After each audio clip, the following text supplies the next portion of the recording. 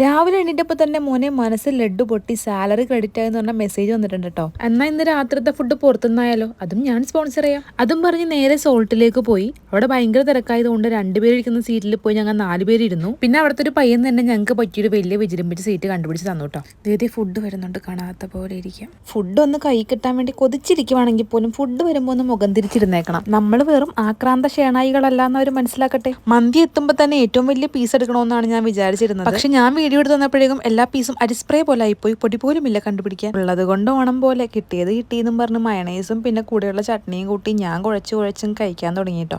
രാത്രി ഞാൻ വളരെ കുറച്ചേ കഴിക്കാറുള്ളത് കൊണ്ട് രണ്ടാമതും റൈസ് വാങ്ങിയായിരുന്നു. എന്റെ ഈ ആക്രാന്തം അപ്പുറത്തിരിക്കുന്നവർ ശ്രദ്ധിക്കുന്നുണ്ടോ എന്ന് ഞാൻ ഇടയ്ക്ക് ഇങ്ങനെ നോക്കുന്നുണ്ട് കേട്ടോ. നല്ല തിരക്കുണ്ടായിരുന്നു, അതുകൊണ്ട് തന്നെ നമ്മുടെ പുറകിൽ ആൾക്കാർ ക്യൂ നിൽക്കുമായിരുന്നു നമ്മൾ ഇട്ടിട്ട് ഇരിക്കാൻ വേണ്ടിയിട്ട്. പുറത്ത് വന്നപ്പോഴേക്കും യന്ത്രങ്ങളുടെ പ്രവർത്തന രീതി എനിക്കറിയാമെന്നും പറഞ്ഞ് അക്ഷതീയ വണ്ടിക്കിട്ട് കുത്തോട് കുത്ത്. ലാസ്റ്റ് മീനിനെ കാണിച്ച് നമ്മൾ നേരെ വീട്ടിലേക്ക് പോയിട്ടോ.